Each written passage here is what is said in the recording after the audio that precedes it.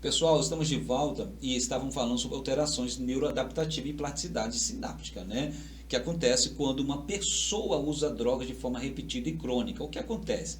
O cérebro do indivíduo começa a se adaptar a essa super estimulação de dopamina, que é um processo chamado de neuroadaptação ou plasticidade sináptica. O que quer dizer isso? Isso significa que o cérebro muda sua estrutura e função para lidar com a presença constante da droga. Então há uma alteração, há uma mudança da estrutura da estrutura e das funções do cérebro, exatamente para lidar com a presença daquela substância psicoativa ou daquela presença constante daquela droga. Então acaba tendo uma alteração aí na função cerebral, tá certo? Há uma alteração na sua função. Então, antes de usar qualquer substância, por isso que prevenção primária, nós falamos aqui no nosso curso de capacitação anterior. Falamos sobre prevenção primária, prevenção secundária, prevenção terciária, prevenção quaternária, né? E a prevenção primária, ela é muito importante, assim como as outras prevenções. Mas no tocante à prevenção primária, porque a informação ela chega antes do organismo ter contato com a substância psicoativa, né? Antes do contato com a substância psicoativa, que a gente chama de SPA. Então a informação ela chega antes, né, do contato com a droga. Então a prevenção primária ela é muito importante, né? A conscientização, as campanhas, né, as palestras educativas sobre, né, os prejuízos, né, que a substância química, a substância psicoativa, né, pode causar na vida dos indivíduos que a consomem. Então, se essas informações elas chegam antes, certamente vai evitar com que muitas pessoas cheguem à dependência química ou façam uso de substância tenham contato com a substância psicoativa. Ok? Existe várias alterações importantes que ocorrem no cérebro, né, já que traz aí uma alteração na função cerebral. Entre essas alterações, eu quero pontuar aqui a dessensibilização dos receptores dopaminérgicos, né, a alteração no córtex pré-frontal. Eu vou passando por cima, eu até falei sobre isso com vocês já, então eu vou passando por cima, apenas pontuando. Então são várias as alterações, além de alterações no córtex pré-frontal, na dessensibilização dos riscos ou dos receptores dopaminérgicos, também alterações no fortalecimento das memórias associativas. Ou seja, as drogas podem criar memórias poderosas associadas ao prazer e ao contexto de uso, e isso pode levar a um desejo, né, intenso pela droga, aquilo que nós chamamos de craving, né, que a pessoa, aquele desejo intenso pela droga. E isso acontece quando a pessoa é exposta a certas pistas ambientais, como pessoas ou também lugares, que pode aí ativar diversos gatilhos. Sistema de estresse e antirrecompensa. E alguns exemplos que eu vou trazer para vocês aqui, para melhorar a clareza do que nós estamos nesse momento socializando. Exemplo, uma pessoa que usa cocaína, certo? A cocaína, ela é uma droga estimulante do sistema nervoso central, ok? Então, se uma pessoa que usa cocaína regularmente pode precisar de doses cada vez maiores para sentir o mesmo efeito, levando esse indivíduo a uma espiral de dependência, porque ele pode ter uma tolerância. Se ele usa a cocaína regularmente, o que acontece? O cérebro vai se adaptar e mais vai querer ali o sistema de recompensa, né, para ter aquele mesma sensação, né, vai pedir doses cada vez maiores para sentir o mesmo efeito, né? No caso do exemplo da pessoa que usa cocaína. Alguém que usa maconha pode perder o interesse em atividades que antes eram prazerosas, como hobbies ou passar tempo com amigos e familiares, que é muito comum. A pessoa que faz o uso da maconha, é muito comum ela perder o interesse em atividades, né, que antes eram prazerosas. E quando eu falo atividades que antes eram prazerosas, eu falo de atividades funcionais, certo, pessoal? Como o hobby, né, como passeios, né, atividades físicas, enfim, ou até passar tempo, né, com amigos de família, viagem, enfim. É muito comum esse estreitamento desse repertório na vida das pessoas que fazem o uso da maconha, né? Lembrando, não só da maconha, né? Eu estou apenas aqui citando alguns exemplos, como uma pessoa que usa a heroína. A heroína, uma pessoa que usa heroína pode se sentir ansiosa e desconfortável quando não tem acesso à droga. Ela tem uma sensação de desconforto, né?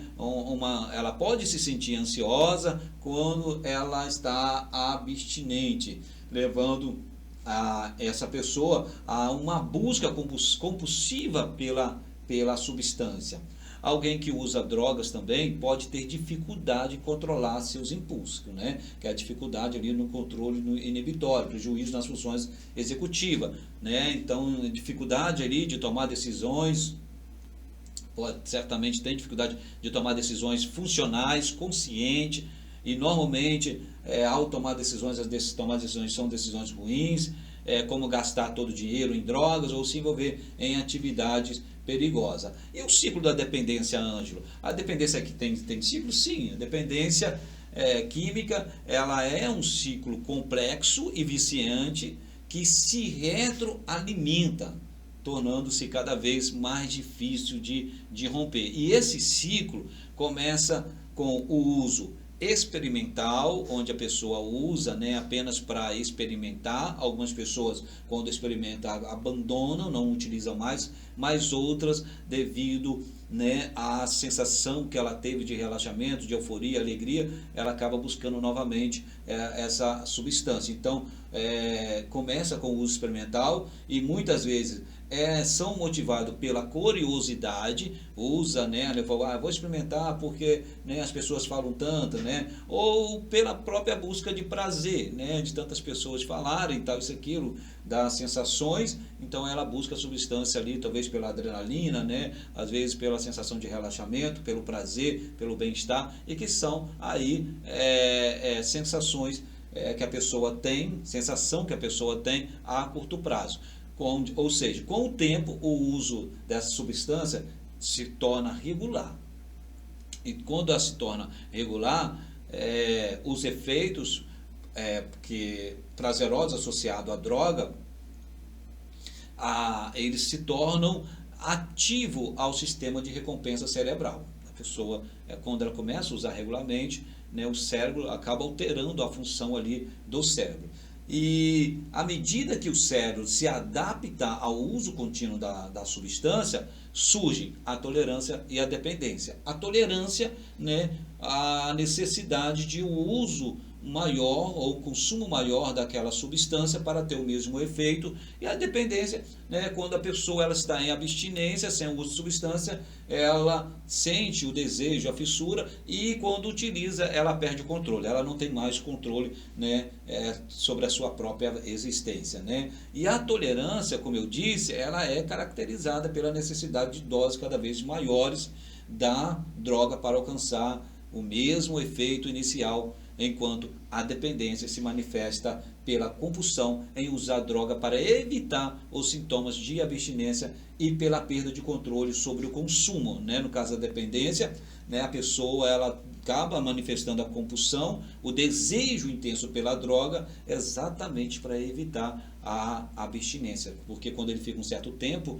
sem ingerir a substância, né, alguns estudos, algumas pesquisas, né, relatam ou indicam, né, que são a partir de 6 horas, de 6 a 12 horas, sem o uso da substância, a pessoa ela tem um desejo intenso, manifesta um desejo intenso, né, manifesta uma compulsão pelaquela droga, porque começa a experienciar alguns sintomas da abstinência, né? Aí podendo ser físico ou psicológico. Eu espero que eu não esteja falando muito rápido, tá, pessoal? Mas Vamos para os exemplos. Os exemplos são muito pertinentes, né, porque traz mais clareza. Exemplo 1, uma pessoa que começa a usar maconha para relaxar pode progressivamente aumentar a frequência e a quantidade de uso, levando a uma dependência. Então, uma pessoa que começa a usar maconha para relaxar, para reduzir a ansiedade, né, para ter o alívio, né, de algumas emoções desagradáveis de sentir, essa busca ela acaba se tornando uma busca frequente e aí certamente irá levar a uma dependência por cannabis. Alguém que usa a cocaína para se sentir eufórico, né, ali para se sentir eufórico, porque para se sentir mais ativo, mais para se sentir com euforia, isso pode, né, fazer com que a pessoa tenha uma perda do controle sobre o próprio consumo. E isso pode se tornar uma compulsão em busca pela droga, porque quando ela usa a cocaína, ela se sente eufórica, né, excitada, né, há um aumento ali da adrenalina inicialmente, né, depois segue uma baixa desses estímulos, e aí como ele fica muito eufórico, fica, né, ali a pupila fica dilatada, enfim, toda a química, né, que é gerada ali naquele momento, que acaba prendendo emocionalmente esse indivíduo a essa substância e levando a ele à busca constante e a instalação da dependência. Uma pessoa que usa heroína pode experimentar sintomas de abstinência grave, tá, pessoal? Quando tenta parar de usar. E isso, quando a pessoa que faz o uso dessa substância, de heroína, quando para de usar, é muito comum, né, levar a uma recaída. E alguém que usa droga pode perder também um interesse em atividades, e são atividades prazerosas, tá? Que antes ela tinha, né, essa atividade prazerosa e devido ao uso dessa substância acabou se tornando mais isolado socialmente, não se socializa mais, porque a sua relação já não é mais com a sociedade, é mais com a substância. E esse isolamento social, ele também pode se caracterizar devido ao uso da substância, caracterizar como anedonia, que é a perda do prazer pelas atividades cotidianas, né? E também perda de controle sobre o consumo da substância. E assim, fatores de risco e proteção, Ângelo, para o uso de substância psicotrópica.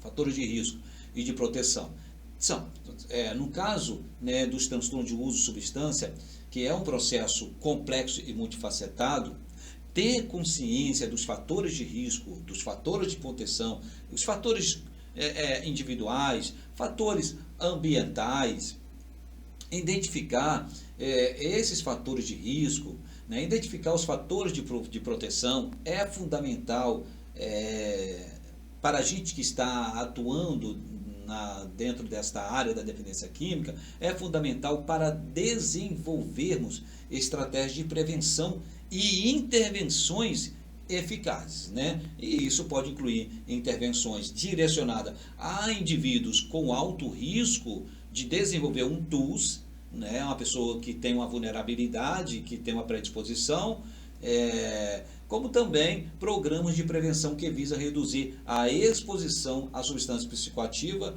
e promover para esse público comportamentos saudáveis, certo, pessoal? Fatores de risco, a gente pode citar fatores de risco genéticos, né? Porque os fatores de risco, o que são fatores de risco? Os fatores de risco são elementos que aumentam a probabilidade de um indivíduo iniciar o uso de substância. Então, são situações e elementos que levam o indivíduo à vulnerabilidade, né, a probabilidade, a possibilidade de iniciar ou de ter um contato com a substância e desenvolver também um padrão de uso problemático, ou até mesmo esse padrão problemático evoluir para uma dependência química. Mas em relação aos fatores de risco, a gente pode citar fatores genéticos, né? A genética, ela desempenha um papel significativo em nossa vida, né? Então a pessoa pode ter ali uma predisposição genética, né? Os pais faziam uso de substância, os pais não só tinham uma dependência química, mas um transtorno psiquiátrico, uma depressão, né? Uma ansiedade, né? Uma fobia social. Então temos fatores genéticos, temos fatores psicopatológicos, né? Que é relacionado aos transtornos mentais, como nós estamos falando. Fatores de desenvolvimento, que é no caso o cérebro de adolescente, né? O adolescente, o cérebro dele não está ainda na fase da adolescência, o cérebro desse indivíduo não está cristalizado, né? Não está cristalizado, ele está ainda em formação, de cristalização. Por isso que muitos adolescentes acabam buscando a substância por curiosidade e também por causa da pressão dos pares, né? E como ele não tem habilidades, tem experiência e habilidades socioemocionais, competência socioemocional para poder lidar com a pressão dos pares, ele acaba em muitos momentos fazendo uso da substância até para se sentir pertencente àquele grupo. Temos também fatores familiares, que no caso de histórico familiar de uso de substância, conflitos familiares, as pessoas que são expostas, né, a criança, adolescente, que é exposta aos conflitos familiares, à violência familiar, esse adolescente ele pode buscar a substância. Também tem os fatores sociais e ambientais, tá? Exemplo, pressão de pares, né, como nós citamos aqui, que é considerado um fator social e ambiental, a pressão dos pares, que são a influência dos amigos, das pessoas, né? O fácil acesso também às drogas, né? É um fator ambiental, pobreza e desigualdade social, é um fator de vulnerabilidade social, as condições socioeconômicas desfavoráveis. E assim, pessoal, quando eu falo de fator socioeconômico, eu não falo também só de pessoas que estão inseridas em ambiente desfavorável, não, tá? Pessoas também que estão inseridas em outros ambientes, também elas estão vulneráveis à dependência química. Ok? Fatores de proteção, né? Quais são os fatores de proteção? Os fatores de risco é aqueles que aumentam a probabilidade da pessoa ter o acesso ao organismo, ter o contato com a substância, né? Da pessoa ter o contato com a substância. Os fatores de proteção são elementos que diminuem a probabilidade de um indivíduo iniciar ou progredir no uso de substância, mesmo na presença de fatores de risco, né? Aquele indivíduo tendo ali os fatores de proteção, essa pessoa, ela de alguma forma vai estar protegida desses fatores de risco, né? E em relação aos fatores de proteção, temos fatores individuais como a autoestima, a resiliência, né? Que são aí uma capacidade, a autoestima e a resiliência é uma capacidade que o indivíduo tem de lidar com o estresse e a adversidade de forma construtiva, não desconstrutiva, as próprias habilidades de enfrentamentos saudáveis, em relação ao adolescente, né? Quando ele tem o sucesso escolar e o engajamento com a educação, são fatores de proteção, né? O adolescente, a criança que tem um bom desempenho acadêmico, né? Que tem um sucesso escolar ali, o engajamento com a educação ela é um fator de proteção. A escola ela é considerada, né, como um fator de proteção. E também como fator de proteção fatores familiares, no caso das famílias que são famílias, né, estruturadas, né? Apesar que é muito difícil e raro alguém estar inserido em uma família onde a família ela é uma família desestruturada e uma família, né, que constantemente estão em conflito, e essa criança e adolescente está exposta a esse ambiente. Mas pode acontecer dessa criança mesmo, ou adolescente, ou essa pessoa mesmo exposta a esse ambiente familiar que é disfuncional, é possível de conseguir construir, falo de possibilidade, de construir se construir de maneira funcional, mesmo em um ambiente disfuncional. Eu me lembro muito bem com uma amiga na faculdade, e essa amiga na faculdade, após uma pergunta de um professor, ele perguntou se a sua família estrutura ou te desestrutura, pediu 3 pessoas para se manifestar, né, e trazer e falar, né, sobre essa possibilidade de família estruturar ou desestruturar. E a primeira pessoa disse: não, a minha família me desestrutura. A minha família eu não considero como família, porque a minha família me rejeita, a minha família me abandona, então a minha família ela me desestrutura. Para mim, a minha família, quem são meus amigos? Beleza, aí veio a segunda pessoa e falou: a minha família me estrutura. Isso no período da minha graduação em psicologia. A minha família, minha estrutura, eu não me vejo sem a minha família. Aonde eu estiver, ou o que eu estiver fazendo, sempre a minha família ela faz parte daquilo que eu faço. Eu não me vejo distante da minha família, porque a minha família me estrutura. E aí a terceira pessoa foi a pessoa que me chamou muita atenção na sua fala, porque a sua fala foi a seguinte: a minha família me estrutura na desestrutura. Quando ela falou isso, aí né? Na mesma hora fiquei muito atento à sua fala, né? Fiquei conectado ali, fiz conexão com a sua fala, porque ela falou algo que me chamou a atenção: a minha família me estrutura na desestrutura. E aí eu procurei saber dela, após ela ter falado isso, né? Porque o que ela queria dizer, né, com aquela fala, né, que a sua família te estrutura na desestrutura. Ela falou assim: Ângelo, eu fui criado em um ambiente tóxico, eu fui criado em um ambiente onde os meus pais, eles brigavam constantemente. Os meus pais se separaram. O meu pai, para mim ter a pensão dele, para pagar a minha mensalidade, eu tenho que ficar implorando a ele, mas eu consegui, eu parti do seguinte pressuposto: que a minha família, mesmo ela sendo desestruturada, a desestrutura dela ela serviu para mim de ensinamento, de base. Então a minha família me estrutura na desestrutura. Escolha, né, pessoal? Difícil, mas escolha. E expectativas claras também em relação ao uso de substância, né? Pais que expressam desaprovação clara ao uso de drogas, né? É muito importante, né? Tem as famílias sociais e comunitárias, né, em caso de engajamento em atividade positiva, na questão comunitária, rede de apoio social, ter amigos em comunidade que valoriza a escolha saudável e oferece suporte, é fator de proteção social, né, e comunitário. Acesso à educação de qualidade, que é direito de todos, dever do Estado, né, pessoal. Políticas públicas de prevenção e saúde também, a existência de programas de prevenção eficazes, baseado em evidência, acesso a serviços de saúde mental e tratamento e fiscalização adequada de substância ilícita, tudo isso, né, as políticas públicas também é prevenção de saúde. E a compreensão desses fatores, pessoal, é essencial para a criação de programas de prevenção que fortalecem os fatores de proteção e minimizem os fatores de risco, minimizando os fatores de risco e promovendo resiliência à saúde, promovendo resiliência e saúde em comunidades individuais. Ok, pessoal, ok, né? Como eu tenho o costume de dizer, pessoal, pessoas, ok. A gente vai parar aqui, tá? Nós vamos seguir para o nosso terceiro módulo em outro momento.